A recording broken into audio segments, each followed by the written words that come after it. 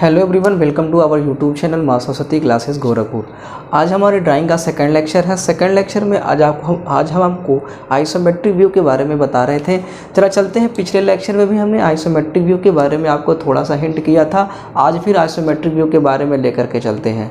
देखिए, isometric view ये first semester का सिलेबस है, लेकिन जो बच्चे नहीं जान रहे हैं इनके लिए फिर से एक बार इनको बता दिया जा रहा, क्योंकि आगे इस टॉपिक का पूरा यूज है, इसलिए आपको बताया जा रहा। चलते हैं आइसोमेट्रिक व्यू में। आइसोमेट्रिक व्यू में हमने कल आपको जो बताया था, कल अब आपको मैंने बताया था कि आप 2D फिगर जैसे अगर आपके पास वर्ग हो, आयत हो या त्रिभुज हो, तो उसको आइसोमेट्रिक व्यू में समपरिमाण दृश्य में किस तरह से बनाएंगे। और आज हम जानेंगे कि अगर बाय द वे हमारे पास कोई प्रिज्म हो या पिरामिड हो, मतलब अब हमारे पास जो टॉपिक हो आपका वो 3D टॉपिक हो। यानी कल हमारा जो लेक्चर था, पहला जो लेक्चर हम आपको दिया था, हमने आपको आयत बनाना सिखाया, त्रिभुज बनाना, और जैसे आयत त्रिभुज बनता उसी तरह से पंचभुज और षष्ठभुज। मैंने ये भी बताया था आइसोमेट्रिक व्यू के लिए हम दो मेथड का इस्तेमाल करते हैं, एक आर्क मेथड, एक बॉक्स मेथड। सेम इसमें भी वही काम आपका प्रिज्म और पिरामिड में होगा, आर्क और आपका बॉक्स मेथड। लेकिन यहाँ पे केवल लंबाई चौड़ाई हुआ करती थी, इसमें भी केवल लंबाई और ऊंचाई, मतलब उसमें केवल 2 डायमेंशनल हुआ करता था। आज हम जानेंगे जिसमें आपका 3 डायमेंशनल हो, मतलब 3 आपकी दूरियां, अगर 3 डायमेंशन अगर आपका दिया हो तब इनका आइसोमेट्रिक व्यू कैसे बनाएंगे। जैसे अगर आपको प्रिज्म के बारे में अगर हम बात करें तो प्रिज्म आपको पता होगा, जैसे कल आपको मैंने बताया था 6 आपके होते हैं तल, सेम उसी तरह से आपके होते हैं 6 आपके पास प्रिज्म। यानी अगर ऊपर और नीचे की आकृति वर्ग है तो वर्गाकार प्रिज्म, अगर ऊपर आपका त्रिभुज है तो नीचे भी अगर आप एक त्रिभुज बनाते हो तो इसी को हम त्रिभुजाकार प्रिज्म बोलेंगे। तो ये सब प्रिज्म के बारे में आपको फर्स्ट ईयर में ही सारा बता दिया गया होगा। अब उसके बाद पिरामिड की अगर हम डिस्कशन करें तो पिरामिड में आपको पता होगा आपके नीचे की आकृतियां केवल एक तल की होंगी और उसके बाद उसके शीर्ष बिंदु से सभी आपकी तिर्यक ऊंचाइयां मिली होंगी, ऐसी आकृति को हम पिरामिड बोलेंगे। तो अगर नीचे वृत्त है तो आपका ये जो शेप है ये आप वृत्ताकार पिरामिड, लेकिन इसे वृत्ताकार पिरामिड ना कहकर हम इसे क्या बोलते हैं, हम इसे बोलते हैं ये हमारा कोन, मतलब ये हमारा एक शंकु है। अब हम बात करते हैं शंकु के बाद और भी बहुत सारे फिगर, जैसे अगर बाय द वे नीचे का ये तल आपका हेक्सागोनल हो, ऊपर शीर्ष बिंदु वर्टेक्स पॉइंट हो और इससे ये सभी कोने पॉइंट आपस में मिले हो, इन्हीं को बोला जाएगा आपका ये आपका षष्ठभुजाकार पिरामिड है। तो इन्हीं सब को कैसे 3D में तैयार करते हैं वही आपको जानना है। इनकी भी भुजाओं को पता है आपको, एक सीधी रेखा से दोनों भुजाओं को 30 और 30 अंश के कोण पे झुकाया जाता है। आज ये टॉपिक मैं कंप्लीटली पूरा खत्म कर दूंगा।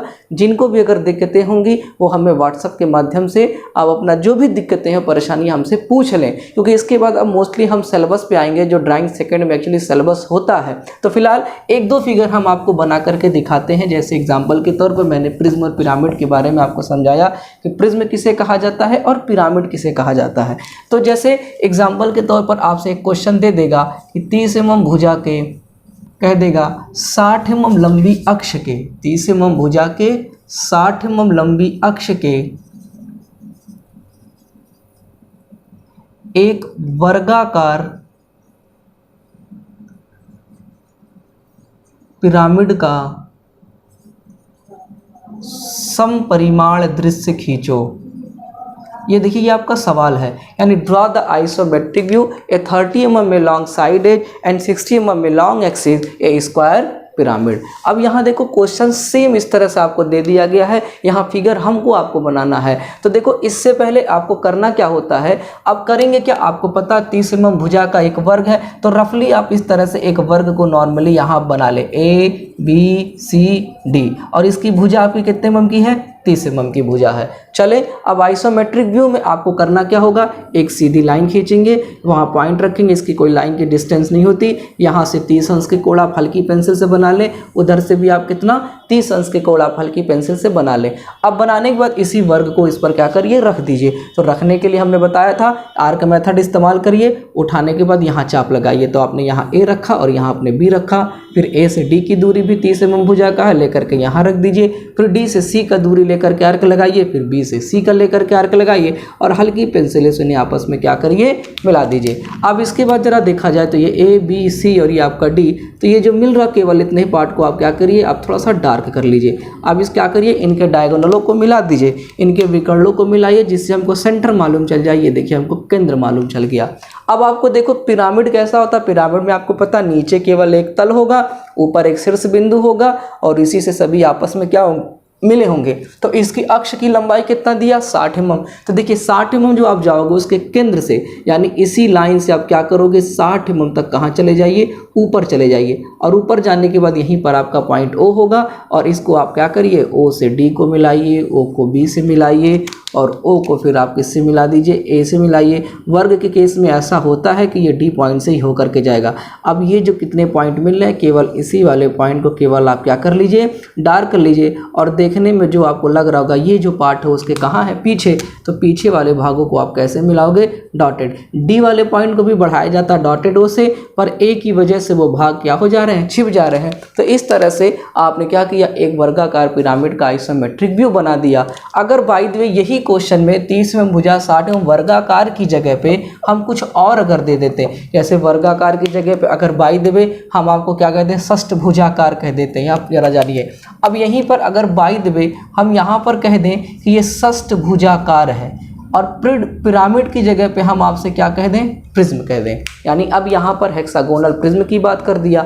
अब हेक्सागोनल प्रिज्म के लिए सबसे पहला काम, आप किनारे आप हेक्सागोनल बना लीजिए। तो हेक्सागोनल में आपको पता होगा हमारा जो सिलेबस होता है वो सभी भुजाएं क्या होती, बराबर वाला हेक्सागोनल। मतलब आपका जो होगा और रेगुलर हेक्सागोनल होगा, मतलब जिसकी सभी भुजाएं आपस में क्या हो, बराबर हो। तो 30 mm भुजा है तो आपको पता है 30 mm लंबी एक लाइन खींचिए जिसका नाम ए और यहाँ पे क्या रख दिया बी। अब प्रकार उठाइए और यहाँ से हेक्सागोनल 120 डिग्री का अंदर का कोण होता है, 120 अंश आप यहाँ से बना लीजिए। वही काम इधर भी करिए, 120 अंश के कोण आप इधर से बना लीजिए। अब इसके बाद वही दूरी लेकर के चाप इधर, वही दूरी लेकर के चाप यहाँ लगाइए। देखिए षष्ठभुज बनाने के कई तरीके हैं, आप चाहो तो क्या कर सकते हो, वृत्त बना करके भी काम कर सकते हो या चाहो तो आप इस तरह से भी बना ले।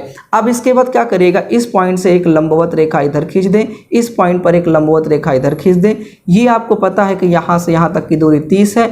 अब वही 30 की दूरी लेकर के चाप इधर, फिर वही 30 का लेकर इधर, वही 30 का लेकर इधर और इन्हें आपस में क्या करिए, मिला दीजिए। देखिए ए बी, ये सी, ये डी और ये ई और ये आपका जब आप नापेंगे तो ये भी 30, ये भी 30, ये भी 30, ये भी 30 और इनकी सभी भुजाओं के कोण भी आपस में क्या होंगे, बराबर होंगे। तो ये आपको देखने को मिलेगा किसमें, आपका रेगुलर हेक्सागन में आपको ऐसा मिलेगा। तो अब क्या करेंगे, मैंने ये भी बताया था कि आप फिर वही काम, फिर यहाँ पर क्या करिए, एक छोटी सी लाइन खींचिए हल्की पेंसिल से, एक पॉइंट बनाइए, यहाँ से 30 अंश के कोण, इधर से भी 30 अंश के कोण बना लीजिए। अब बनाने के बाद ध्यान रखिए यहाँ हमको बनाना प्रिज्म है। तो प्रिज्म में आपको याद होगा सॉलिड में जिसके ऊपर और नीचे के तल यानी आकार समान होते हैं, मतलब अगर ऊपर षष्ठभुज होगा तो नीचे भी आपका क्या होगा, षष्ठभुज ही होगा। तो अब करना क्या होगा, अब आपको पता होगा आइसोमेट्रिक हम दो मेथडों से उठा के रखते हैं, या तो बॉक्स मेथड या तो आर्क मेथड। ये तो बॉक्स आर्क मेथड में फॉलो किया, लेकिन ये वाले को क्या करेंगे, सबसे पहले हम एक बॉक्स में पैक करेंगे। तो यानी कि ये जो मेथड आप बॉक्स मेथड के लिए, तो बस एफ पॉइंट से क्या करिए, एक हल्की पेंसिल से इधर लंबवत एक रेखा खींचे, इस सी पॉइंट से जाता हुआ एक लंबवत रेखा इधर खींचे और फिर नीचे से भी इनको आपस में मिला दें और ऊपर से भी इनको मिला दें और जो कोना कोना है उस कॉर्नर का नाम दे दे 1, इस कॉर्नर का नाम 2, इस कॉर्नर का नाम 3 और इस कॉर्नर का नाम 4।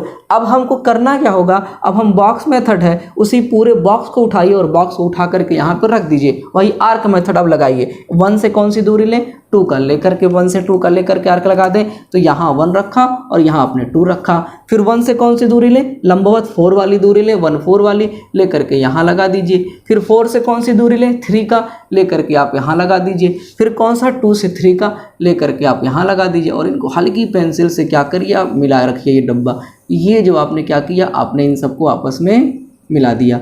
अब देखिए 1 2, इस पॉइंट का नाम 3 और इस पॉइंट का नाम 4। आपको पता है इनके बीच का जो एंगल होगा वो कितना डिग्री होगा, 30 डिग्री और ये भी आपका कितना होगा, 30 अंश के कोण होगा। अब देखिए करेंगे क्या, हमने डब्बे तो रख दिया लेकिन हमारे सवाल में षष्ठभुज दिया है हेक्सागोनल, तो यहाँ पे हेक्सागोनल बनना चाहिए। तो करेंगे क्या, अब ध्यान से जरा देखिएगा। अब करेंगे क्या, देखिए 1 और 2 के जो बीच वाली रेखा पर आपको एक बिंदु ए मिल रहा, दूसरा बिंदु ए। तो याद रखिएगा जब ये डब्बा बनाएंगे तो ये जो 1 से ए की दूरी और 2 से बी की दूरी आपस में क्या होगी, बराबर होगी। कोई एक दूरी पकड़ लीजिए, आप एक दूरी प्रकार में उठाया और उठाने के बाद लेकर के यहाँ आर्क लगाया। तो वही फिर उल्टा इधर भी लगा दीजिए। तो यानी हमको यहाँ ए मिल गया और यहाँ हमको क्या मिल गया, बी मिल गया।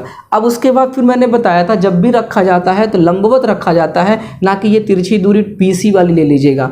अब 2 से C मतलब देखा जाएगा 2 और 3 के बीच में क्या होगा, C। तो हम 2 से C की दूरी लेते हैं और 2 पर आते हैं और यहाँ तक आर्क लगाते हैं, तो यहाँ पर हमको C मिला।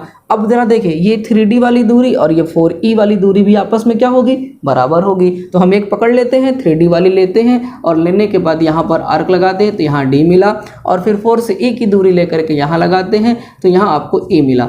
अब जरा देखिए अब फिर वही काम, 4 और 1 के बीच में क्या है, F। तो फर्क कोई चाहे 4 से F की दूरी ले, चाहे 1 से F की दूरी ले। अब लेने के बाद यहाँ लगा दे 1F। अब देखिए जरा हल्की पेंसिल से A के बाद B पे जाइए, फिर B के बाद किस पर जाइए, C पर जाइए। अब हल्की पेंसिल स्केल रख करके C से D पर आइए, D से E पर आइए, E से F पर आइए। F से देखिए आपको एक हेक्सागोनल बनता, पर ये रेगुलर ना हो करके अब इसकी भुजाएं अलग अलग और कोण भी अलग अलग हो गएंगे। लेकिन हमको प्रिज्म बनाना है तो प्रिज्म में लंबाई चौड़ाई और चौड़ाई के साथ ऊंचाई, ऊंचाई कितना दिया, 60 mm। तो जरा देखें करेंगे क्या, जितने भी कॉर्नर वाले आपने बनाया 1 2 3 ये डब्बा जो बनाया है, उसी डब्बे को लंबवत लेकर के 60 mm तक आप ऊपर क्या करिए, बढ़ जाइए। अब सुनिए डब्बे को जब लेकर के बढ़ेंगे तो कौन से डब्बे को लेकर के बढ़ेंगे, जरा देखें क्या करेंगे, इस 1 वाले पर आप स्केल को रखिएगा और 1 से हो करके क्या करिएगा, आप ऐसे ले करके 60 mm तक आप ऊपर चले जाइए 1 से, यानी इस पर रखिए और एक लंबवत 60 mm की लंबी रेखा ऐसे खींच लें। फिर किस पर आइए, 2 पर, फिर 2 से भी कितना ऊपर चले जाइए, 60 mm आप यहाँ से ऊपर। हम 60 क्यों ले रहे हैं, क्योंकि यहाँ पे 60 mm आपका दिया। फिर अब 3 का 3 वाला पॉइंट भी जरा देखें, अब 3 वाला जब 60 लेकर गए यहाँ पे चला आया, फिर जब 4 वाले 60 को लेकर गए तो यहाँ पर आया। अब फिर इस डब्बे को भी हल्की पेंसिल से ऊपर भी क्या करिए, आप ऐसे मिला दीजिए। अब जरा देखिए ये ऊपर भी एक डब्बा हल्की पेंसिल से बन गया। अब क्या करना होगा, अब जरा ध्यान दीजिए, आपने 1 से लिया, फिर किससे लिया, 2 से, फिर आपने 3 से, फिर आपने 4 से 60 mm ऊपर बढ़ गए।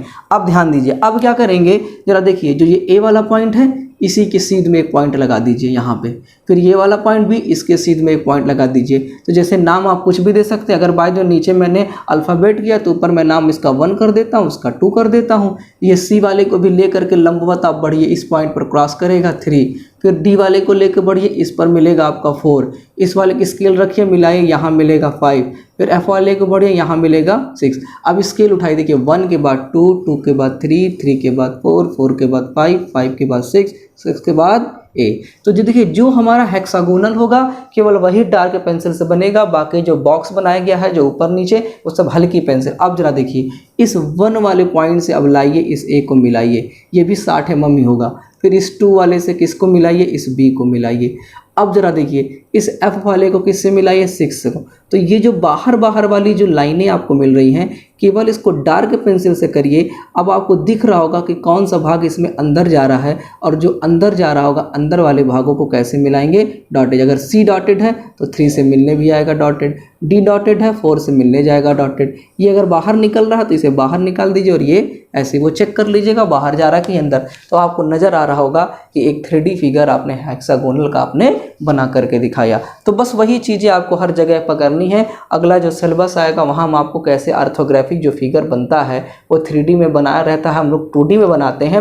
लेकिन एक्चुअली अब हमारा जो काम होता है वो 2D से आकर के 3D में जाना, मतलब 2D देख करके 3D को कन्वर्ट करना हमको आना चाहिए। यही ड्राइंग में आपको जानना चाहिए। तो आइसोमेट्रिक में देखिए ये फर्स्ट ईयर का सिलेबस है, मैंने फिर भी आपको थोड़ा बहुत इसमें हिंट कर दिया। बाकी अगर आपको दिक्कत हुई तो आप बताइएगा, और भी कुछ 2-4 सवाल है इस पर आपको लगवा दिए जाएंगे। Thank you so much.